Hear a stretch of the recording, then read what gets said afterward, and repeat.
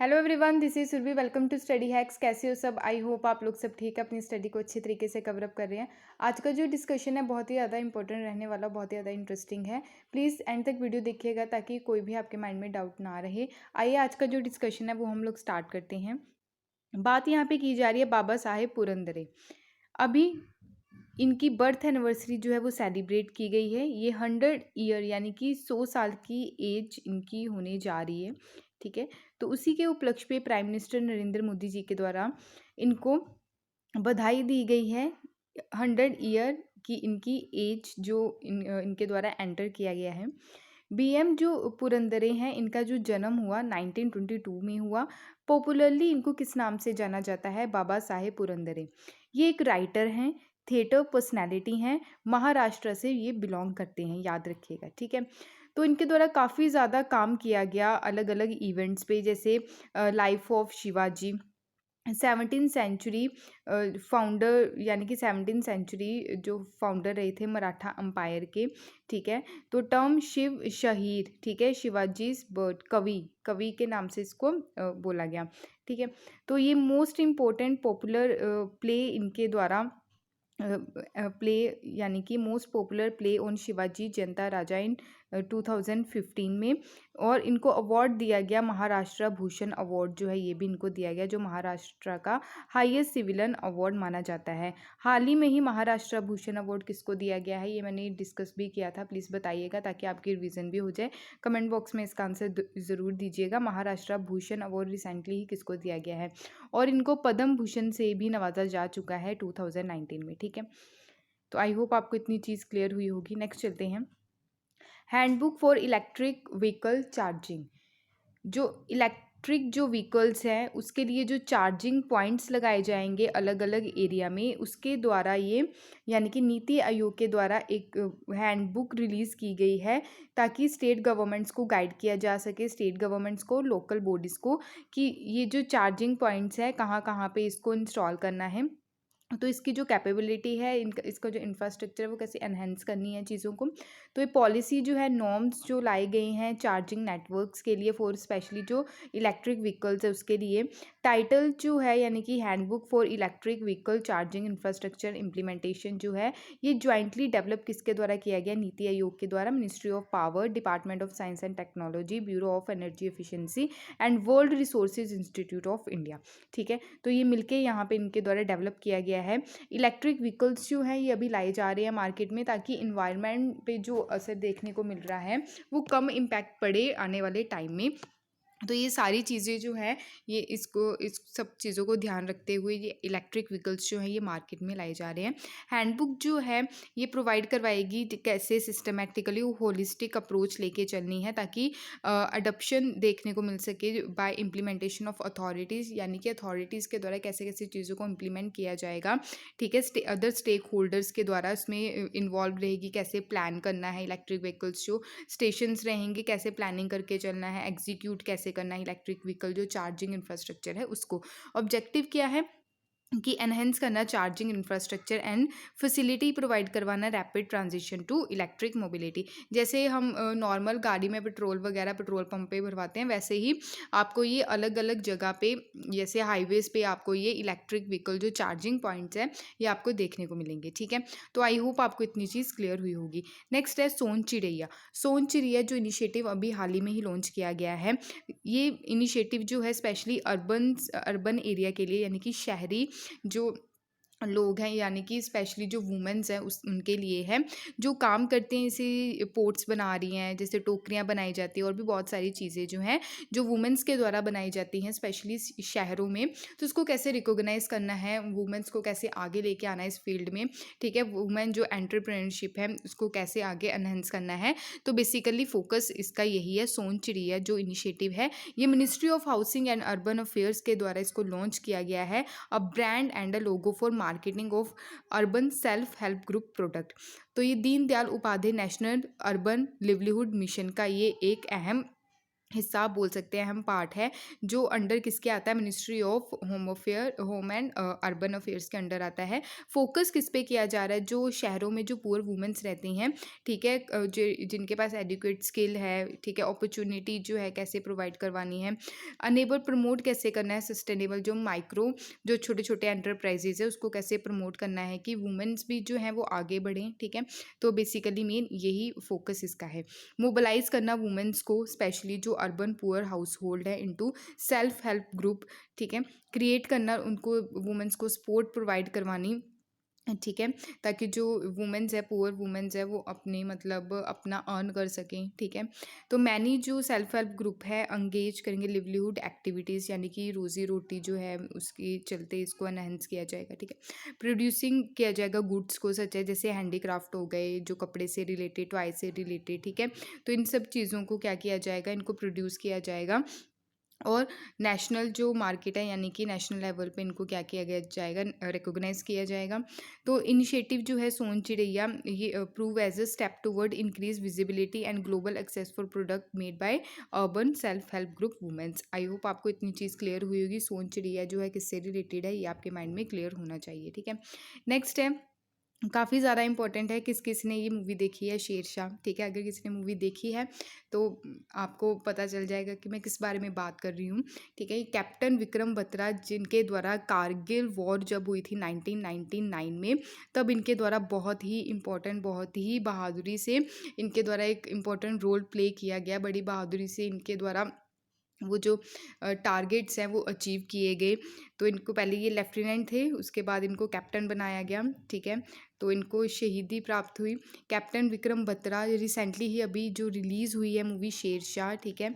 तो शेरशाह जो है, ये तो विक्रम बत्रा की फ़ोटो आप देख सकते हैं, ये रियल हीरो हैं, ठीक है। और ये रियल हीरो हैं सिद्धार्थ मल्होत्रा, ठीक है। इनके द्वारा काफ़ी ज़्यादा अच्छी तरह से इनका जो रोल है वो प्ले किया गया सिद्धार्थ मल्होत्रा के द्वारा, क्लियर। तो अभी रिसेंटली जो रिलीज़ हुई है हिंदी मूवी शेरशाह, ठीक है। तो spotlight back captain Vikram Batra की लाइफ पे ये पूरी डेडिकेटेड है, ठीक है। उनकी लाइफ पे बेस है, जो वॉर हीरो थे, ठीक है। और शहीद हुए ड्यूरिंग कारगिल जो वॉर थी 1999 की। बत्रा टुक सीडीएस, यानी कि इनके द्वारा सीडीएस एग्ज़ाम दिया गया, सिलेक्ट हुए ये सर्विस सिलेक्शन बोर्ड में इलाहाबाद 1966 में, और कमीशन यानी कि इनकी कमीशन हुई इंडियन आर्मी में एज ए लेफ्टिनेंट के रैंक पे इनको अपॉइंट किया गया। 13th battalion Jammu and Kashmir rifles, Batra battalion जो है 13 JNK के जो राइफल्स है, ठीक है। तो to Dras in early June, Kargil conflict जो देखने को मिला था इसी टाइम में, ठीक है। तो बत्रा बटालियन की जो अगर बात करें, 13 JNK राइफल्स जो हैं, ठीक है, इसको रिजर्व किया गया to 2nd battalion Rajputana rifles, okay. 13 JNK जो राइफल्स थी, इनके द्वारा काफ़ी अहम रोल अदा किया गया जब कैप्चर किया गया 0.5140, ठीक है। मूवी में ये पूरा अच्छी तरह से दिखा रखा है कि 0.5140 कैसे कैप्चर किया गया इनके द्वारा, ठीक है। तो आई होप आपको इतनी चीज़ क्लियर हुई होगी। नेक्स्ट बात करते हैं, गैलेंट्री अवार्ड्स भी दिए जाते हैं, ठीक है। वॉर टाइम गैलेंट्री अवार्ड्स और peace time gallantry award. War time gallantry awards यानी कि, ठीक है, वॉर टाइम जो हमारे सोल्जर्स हैं उनके द्वारा जो रोल प्ले किया जाता है, ठीक है। तो काफ़ी बहादुरी से वो लड़ते हैं हमारे लिए, ताकि हमारे जो पीपल्स हैं इंडिया के, उनको कोई प्रॉब्लम ना हो, ये सारी चीज़ें देखने को मिलती है, ठीक है। अगर वो है, ठीक है, बॉर्डर पे लड़ रहे हैं हमारे जो आर्मी पर्सनल्स हैं, ठीक है, तभी हम लोग यहाँ पे सुरक्षित बैठे हैं, ठीक है। तो परमवीर चक्र जो है, वॉर टाइम गैलेंट्री अवार्ड्स में जो अवार्ड्स आएंगे वो परमवीर चक्र, महावीर चक्र, वीर चक्र। पीस टाइम गैलेंट्री अवार्ड्स में अशोक चक्र, कीर्ति चक्र और शौर्य चक्र। अगर बात करें, यहाँ पे आप देख सकते हैं परमवीर चक्र, महावीर चक्र, ठीक है, अशोक चक्र, कीर्ति चक्र और शौर्य चक्र। नेक्स्ट है काजीरंगा नेशनल पार्क, ठीक है, काशी नहीं, काजीरंगा नेशनल पार्क की बात हो रही है। काजीरंगा नेशनल पार्क जो है, ये फर्स्ट ऐसा पार्क बन गया है, यहाँ पे सैटेलाइट फ़ोन यूज़ किया जाएगा, यहाँ पे आप देख सकते हैं, ठीक है।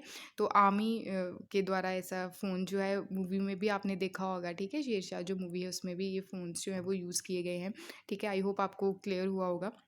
काजीरंगा नेशनल पार्क ऐसा हमारी कंट्री का पार्क बना है जहाँ पे सैटेलाइट फ़ोन्स का यूज़ किया जाएगा, ठीक है, ताकि ताकि वो किया जा सके, इनका जो फ्लड वगैरह देखने को मिलते हैं, इनका जो शिकार होता है एनिमल्स का, वो सब चीज़ों को रोका जा सके ड्यूरिंग इमरजेंसी की ड्यूरेशन में ये यूज़ किया जाएगा। ठीक है। पब्लिक के लिए यानी कि वंचित कर रखा है सैटेलाइट फ़ोन इंडिया में।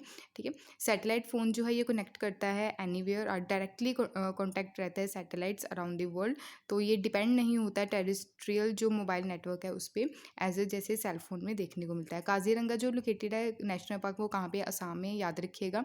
रिप्रेजेंटेटिव एरिया यानी कि ब्रह्मपुत्रा वैली फ्लड प्लेन यहाँ पे देखने को मिलता है। डिक्लेयर इसको कब किया गया था एज ए नेशनल पार्क, कब, 1974 में। और इसको टाइगर रिजर्व कब डिक्लेयर किया गया, 2007 में। बात करें यूनेस्को की, यूनेस्को द्वारा इसको वर्ल्ड हेरिटेज साइट का दर्जा दिया गया कब, 1985 में। रिकॉग्नाइज किया गया इसको as a important bird area by bird life international के द्वारा। होम है यानी कि यहाँ पे world's most one horn rhino देखने को मिलते हैं। ठीक है। फोकस इस पे दिया जाता है कंजर्व करने के लिए, स्पेशली एफर्ट्स इन काजीरंगा। ठीक है। बिग फोर स्पीसीज यानी कि rhino, elephant, royal Bengal tiger and Asiatic water buffalo. Kaziranga जो है यहाँ पे 9 ऑफ द 14 स्पीसीज जो है परमिटेड पाई जाती हैं इंडियन सब कॉन्टिनेंट में। नेशनल हाईवे 37 जो है यहाँ से गुजर के जाता है। ठीक है। इस पार्क का जो एरिया है। ठीक है। Park also more than 250 seasonal water bodies हैं बिसाइड दिप्लू जो रिवर है, याद रखिएगा, यहाँ से होके फ्लो करती है। ठीक है। यहाँ पे आप देख सकते हैं असम जो है। ठीक है। अरुणाचल प्रदेश, नागालैंड, मणिपुर, मिजोरम, त्रिपुरा, मेघालय, और यहाँ से इंटरनेशनल बाउंड्री भूटान, और यहाँ पे वेस्ट बंगाल टच करती हैं ये स्टेट्स। ठीक है। और इंटरनेशनल बाउंड्री आपको याद रखनी है कौन सी, भूटान टच करती है। ओके। नेक्स्ट है अल मोहम्मद अल हिंदी एक्सरसाइज। ये मैंने पहले भी डिस्कस की थी, आपकी रिवीजन हो जाएगी। ठीक है। तो रिसेंटली ही इंडिया और सऊदी अरबिया के द्वारा first ever naval joint exercise देखने को मिली है, जिसका नाम है अल मोहिद अल हिंदी एक्सरसाइज। तो ये बाईलेटरल एक्सरसाइज है। स्टार्ट कब की गई, जब रियाद समिट देखने को मिली थी 2019 में। ठीक है। रियाद कहाँ पे, सऊदी अरबिया में। इंडियन नेवल शिप जो है कोची के द्वारा पार्टिसिपेट किया गया इस एक्सरसाइज में। आईएनएस कोची जो है ये second ship of Kolkata class strength guided missile destroyer है। ठीक है। ये बिल्ड किसके द्वारा की गई, Indian navy, under code name जो है प्रोजेक्ट 15A के तहत। ठीक है। ये कोड नेम था इसका। रिफ्लेक्ट जो है यानी कि कैसे डिफेंस जो रिलेशन उसको कैसे ग्रो अप करना है बिटवीन टू कंट्रीज़। ठीक है। तो एनहेंस करना बायलैटरल कॉर्पोरेशन एंड जो सिक्योरिटी है इन दी इंडियन ओशियन रीजन में। ओके। सऊदी अरबिया की अगर हम बात करें, यहाँ पे इराक, जॉर्डन, क्लियर, यहाँ पे Kuwait, Qatar, UAE, Oman, Yemen, यहाँ पे रेड सी आपको देखने को मिलता है। ठीक है। यहाँ पे पर्शियन गल्फ है। ठीक है। और यहाँ पे क्या है बताइएगा मेरे को। और यहाँ पे जो है ये स्ट्रेट कौन सा है जो इसको, यानी कि पर्शियन गल्फ और ये वाला जो सी है, बताइएगा मेरे को कौन सा है जो कनेक्ट करता है। क्लियर। नेक्स्ट है मेजर जो मैरीटाइम एक्सरसाइज है वो हम देख लेते हैं। सेलिन एक्स श्रीलंका के साथ देखने को मिलती है। बोंगो सागर एंड आइबिन कॉर्पैक्ट बांग्लादेश के साथ। JIMEX Japan, Naseem Al Bahr Oman, Indira Russia, Zair Al Bahar Qatar, Samudra Shakti Indonesia, Indo Thai corporate Thailand, मिकॉर Malaysia, SIMBEX Singapore, AUSINDEX Australia, Malabar exercise आपको पता ही है, जापान, यूएसए। ठीक है। और भी 2 कंट्रीज़ कौन सी है मालाबार एक्सरसाइज में, बताइएगा, इंपॉर्टेंट है। ओके। नेक्स्ट है कांग्रेसनल गोल्ड मेडल। ठीक है। कांग्रेसनल गोल्ड मेडल जो है ये यूएसए हाउस जो रिप्रेजेंटेटिव है तो उसके द्वारा पोर्थोमेशली किसको दिया गया है, महात्मा गांधी जी को दिया गया है, क्योंकि महात्मा गांधी जी के द्वारा काफ़ी ज़्यादा कंट्रीब्यूशन दिया गया जो मेथड ऑफ नॉन वायलेंस का जो मेथड था इनका। ठीक है। महात्मा गांधी जी जो है ये फर्स्ट इंडियन है जिनके द्वारा रिसीव किया गया है कांग्रेसनल गोल्ड जो मेडल है। ठीक है। ये हाईएस्ट सिविलियन अवार्ड माना जाता है यूएसए का। जैसे हमारी कंट्री का भारत रत्न जो है वो हाईएस्ट सिविलियन अवार्ड है, वैसे यूएसए का ये हाईएस्ट सिविलियन अवार्ड है। ओके। तो अगर बात करें साउथ अफ्रीका में गांधी जी के द्वारा 1893 से 1915 तक सक्सेसफुली इनके द्वारा जो रंग भेद की नीति थी उसके लिए मास एजिटेशन देखने को मिला, जिसको बोला गया सत्याग्रह है। महात्मा गांधी जी के द्वारा first time civil disobedience movement लाया गया इंडिया में एक्सपोर्ट किया गया इंडिगो जो कल्टीवेटर्स थे चंपारण बिहार में 1917 में। 1919 में इनके द्वारा नेशन वाइड सत्याग्रह लॉन्च किया गया अगेंस्ट जो रॉलेट एक्ट 1919 में आया था। अदर एग्जांपल्स देखें, सॉल्ट सत्याग्रह है 1930 में, क्विट इंडिया मूवमेंट 1942 में। ठीक है, क्विट इंडिया मूवमेंट के बारे में हमने कुछ दिनों पहले ही डिस्कस किया था। बताइएगा एग्जैक्ट डेट, बताइएगा क्विट इंडिया मूवमेंट की। ठीक है, मैनी पीपल जो हैं जैसे Martin Luther King, Nelson Mandela, Dalai Lama, Aung San सू कई, ये जो पर्सनालिटीज़ हैं, तो इन पर्सनालिटीज़ के द्वारा महात्मा गांधी जी के जो आइडियोलॉजी है वो फॉलो की जाती है। ओके, नेक्स्ट है संवाद इनिशिएटिव। इंपॉर्टेंट है संवाद जो इनिशिएटिव है। Recently ministry of women and child development के द्वारा ये लॉन्च किया गया है सेकंड फेज किसका, संवाद प्रोग्राम का। ठीक है, संवाद इनिशिएटिव किससे है, स्पेशली उन बच्चों के लिए, स्पेशली जो मेंटल हेल्थ जो डिसऑर्डर है उससे जूझ रहे हैं, उसको कैसे कंट्रोल करके चलना है, उसी के लिए संवाद इनिशिएटिव जो है ये लॉन्च किया गया है। क्योंकि पैंडमिक के टाइम में बहुत सारे बच्चे जो हैं वो अनाथ हुए हैं। ठीक है, तो बच्चे जो हैं वो काफ़ी तरह सर्वाइव कर रहे हैं इस चीज़ से। तो मेंटल हेल्थ के जो इश्यूज़ है वो काफ़ी देखने को मिल रहे हैं हमारी इंडिया में और ऑल ओवर वर्ल्ड में भी। तो एम क्या है कि कैसे टैकल करना है मेंटल हेल्थ को। ठीक है, स्पेशली चिल्ड्रंस जो हैं जो अनाथ हो गए हैं, चाइल्ड सर्वाइवर्स हैं फॉर ट्रैफिकिंग। ठीक है, कॉन्फ्लिक्ट विद लॉ। अर्लियर जो है गवर्नमेंट के द्वारा अनाउंस किया गया था PM care for children scheme. ठीक है, तो पीएम केयर की फुल फॉर्म बताइएगा मेरे को, बहुत बार डिस्कशन कर चुकी हूँ इसके बारे में। तो पीएम केयर जो फॉर चिल्ड्रन स्कीम जो है स्पेशली जो बच्चे अनाथ हो गए हैं ड्यूरिंग जो कोविड-19 की वजह से, ठीक है, उनको सपोर्ट प्रोवाइड करवाई जाएगी। एडवोकेसी, मेंटल हेल्थ जो इंटरवेंशंस देखने को मिलेगा फॉर चिल्ड्रंस जो हैं वनरेबल सर्कमस्टांसिस एंड डिस्ट्रेस। यानी कि संवाद की आपको फुल फॉर्म ये याद रखनी है। फुल फॉर्म क्या है, support, advocacy and mental health intervention for children in vulnerable circumstances and distress. ठीक है, फंड किसके द्वारा किया जाता है इसमें, ministry of women and child development. Implementing body कौन सी है, national institute of mental health and neuro sciences. अगर बात करें इसकी निमहंस की, यानी कि national institute of mental health and neuro sciences की, ये एक apex centre of mental health and neuro sciences education है। ये कौन सी मिनिस्ट्री के अंडर आती है, health and family welfare ministry के अंदर। ठीक है, तो मेंटल हेल्थ से रिलेटेड बहुत ही ज़्यादा जो केसेस है वो देखने को मिलते हैं। रिपोर्ट जो है पब्लिश की गई थी लैंसेट जो साइकेट्री है, ठीक है, फरवरी 2020 में बताया गया कि 2017 में 197.3 मिलियन जो पीपल हैं वो मेंटल डिसऑर्डर से जूझ रहे हैं इंडिया में। तो टॉप मेंटल इलनेस में कौन सी आती है, जैसे डिप्रेशन के शिकार हो जाते हैं लोग, 45.7 मिलियन है। एनजाइटी जो है यानी कि डर वगैरह, फेयर वगैरह रहता है, तो 44.9 मिलियन पीपल जो है एनजाइटी डिसऑर्डर के शिकार हैं। स्टेप जो है हमारी गवर्नमेंट के द्वारा काफ़ी लिए गए हैं इसको कंट्रोल करने के लिए। पहला है national mental health programme, mental health care act 2017। United Nation convention on rights of personal with disability जो है ये इंडिया के द्वारा रेटिफाई किया गया 2007 में। आई होप आपको ये सारी चीज़ें क्लियर हुई होंगी। नेक्स्ट चलते हैं। नेक्स्ट है IBSA, यानी कि India, Brazil, south Africa firm. अभी जो है इंडिया के द्वारा करंट चेयर, यानी कि जो अभी चेयरमैनशिप जो है इंडिया जो है इंडिया के द्वारा हेल्ड की गई है, ये रिसेंटली ही इंडिया के द्वारा ऑर्गेनाइज करवाई गई IBSA, यानी कि India Brazil south Africa tourism ministerial जो वर्चुअल मीटिंग है। ये IBSA जो है ये ट्राइलेटरल डेवलपमेंट इनिशिएटिव है between India, Brazil and south Africa. याद रखिएगा इसको। प्रमोट करने के लिए जो साउथ साउथ कॉरपोरेशन एक्सचेंज है, यहाँ पे आप देख सकते हैं इंडिया, यहाँ पे साउथ अफ्रीका और ये ब्राज़ील। ओके, तो साउथ साउथ जो कॉरपोरेशन एंड एक्सचेंज जो है इसको, इस सब चीज़ों को कैसे प्रमोट करना है, फॉर्मलाइज करना है नेम जो IBSA dialogue form foreign ministry और 3 कंट्रीज़ में जो ब्रासीला, यानी कि इसको फॉर्मलाइज कब किया गया, ब्रासीला यानी कि ब्राज़ील जिसको हम बोलते हैं 6 जून 2003 में, यानी कि ब्रासीला डेक्लेरेशन के थ्रू। IBSA जो है डज नॉट हैव, यानी कि इसका कोई परमानेंट हेडक्वार्टर्स नहीं है, ना ही कोई परमानेंट एग्जीक्यूटिव सेक्रेटरीट है। ठीक है, IBSA मैरीटाइम एक्सरसाइज जिसका नाम है IBSA मार्ट, जिसको हम बोलते हैं IBSA मैरीटाइम एक्सरसाइज, ये इंपॉर्टेंट पार्ट है IBSA ट्राइलेटरल डिफेंस कॉरपोरेशन का।